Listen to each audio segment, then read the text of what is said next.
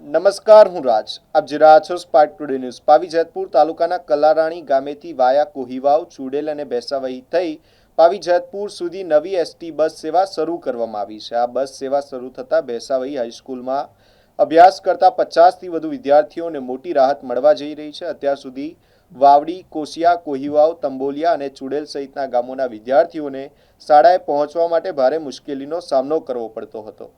જાહેર પરિવહનની સુવિધાના અભાવે વિદ્યાર્થીઓને ખાનગી વાહનોમાં મુસાફરી કરવી પડતી હતી. ભેસાવહી હાઈસ્કૂલના આચાર્ય ડીસી કોહલીની રજૂઆત અને જિલ્લા પંચાયત પ્રમુખ ઉપેન્દ્રભાઈના પ્રયાસોથી આ નવી બસ સેવા શરૂ કરવામાં આવી છે. નવી વ્યવસ્થા મુજબ બસ કલારાણીથી સવારે નીકળી માર્ગમાં આવેલા ગામોમાંથી વિદ્યાર્થીઓને લઈ ભેસાવહી હાઈસ્કૂલે પહોંચશે અને શાળાના પૂર્ણ થયા બાદ વિદ્યાર્થીઓને પરત પોતાના ગામે પહોંચાડશે.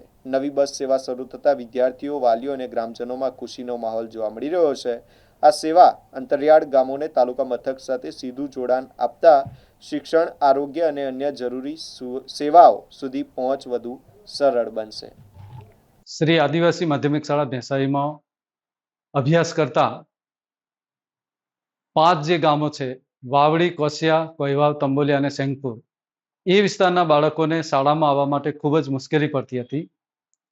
એ ધ્યાને આવતા શાળા વતી હું એસટી તંત્ર અને વહીવટી તંત્રને જાણ કરી, ઉપરાંત તાત્કાલિક જિલ્લા પંચાયત પ્રમુખ શ્રી ઉપેન્દ્રભાઈ રાઠવા સાહેબને પણ જાણ કરી.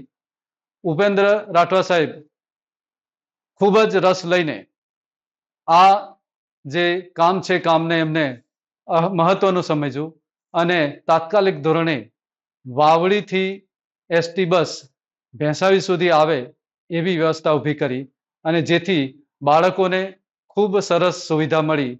અત્યાર સુધી બાળકો ચાલીને અથવા કોઈ ખાનગી વાહનની અંદર લટકીને કે ગમે તે રીતે બેસીને આવતા હતા. તો એ બાળકો છે, બાળકોને આ એસટીનો લાભ મળતા ખૂબ જ એમને ફાયદો થયો છે. હું શાળા પરિવાર વતી ઉપેન્દ્ર રાઠવા સાહેબ, એસટી તંત્ર અને જિલ્લા વહીવટી તંત્રનો ખૂબ ખૂબ આભાર માનું છું. અસ્તુ. શ્રી ડીસી કોહલી, આચાર્ય શ્રી આદિવાસી માધ્યમિક શાળા ભેંસાવહી.